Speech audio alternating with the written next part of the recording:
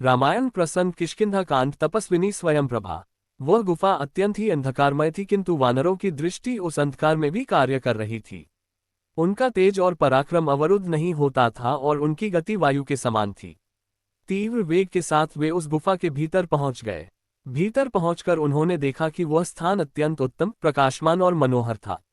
चारों ओर साल, ताल, तमाल, नागकेसर, अशोक, धव, चंपा, कनेर आदि के पुष्पयुक्त वृक्ष दृष्टिगत हो रहे थे।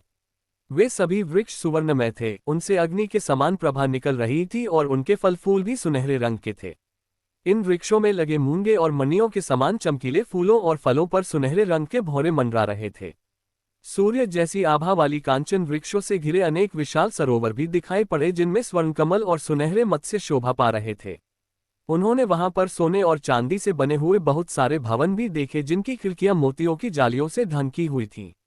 स्वर्ण तथा रजत से निर्मित विमान भी दृष्टिगत हो रहे थे।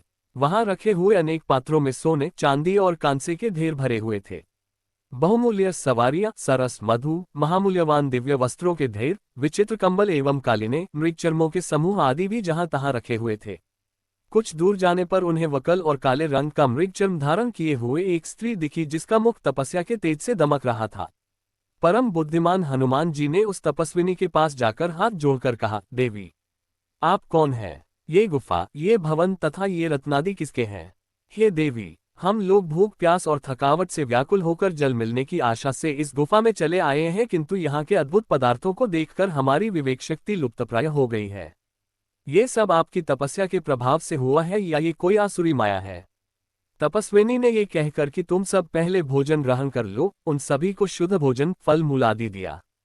फिर भोजन से तृप्त हुए वानरों से तपस्विनी ने कहा, वानर श्रेष्ठ, इस दिव्य सुवर्णमय उत्तम भवन को दानव शिरोमणियों के विश्वकर्मा मयासुर ने बनाया है।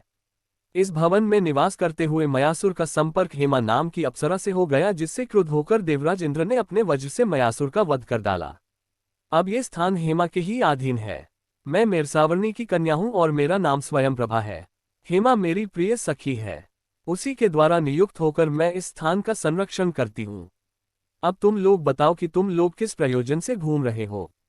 पवन कुमार हनुमान जी बोले, देवी, पिता की आज्ञा से दशरथनंदन श्री राम अपनी पत्नी सीता और अनुज लक्ष्मण के साथ दंडकारण्य में निवास कर रहे थे। जनस्थान में आकर रावण ने उनकी स्त्री का बलपूर्वक अपहरण कर लिया। श्री राम वानर राज सुग्रीव के मित्र हैं। हम लोग अपने राजा सुग्रीव की आज्ञा से जानकी जी की खोज कर रहे हैं। हमें इस गुफा से बाहर निकलने का कोई मार्ग नहीं दिख रहा है, अतः आप हमें यहाँ से बाहर निकालने की कृपा करें ताकि हम अपने कर्तव्य को पूर्ण कर सकें। तपस्विनी स्वयंप्रभा ने कहा, श्रेष्ठ वानरों, यद्यपि इस स्थान में आ जाने वाला जीवन भर यहाँ से बाहर नहीं निकल सकता, किंतु मैं अपने तप के प्रभाव से तुम सबको यहाँ से बाहर निकाल दूंगी। तुम सभी अपनी आंखें बंद कर लो। वानरों के आंख मूंदते ही स्वयंप्रभा ने निमिष मात्र में उन्हें गुफा से बाहर निकालकर कहा, अब तुम अपनी आंखें खोल लो। ये देखो, तुम्हारे समक्ष महासागर लहरा रहा है। तुम्हारा कल्याण हो। इतना कहकर तपस्विनी स्वयंप्रभा अपने स्थान में वापस चली गईं। आपको ये तपस्विनी स्वयंप्रभा की कथा कैसी लगी? लाइक और कमेंट कर बतलाइए और चैनल को सब्सक्राइब अवश्य कर दीजिए। जय श्री राम।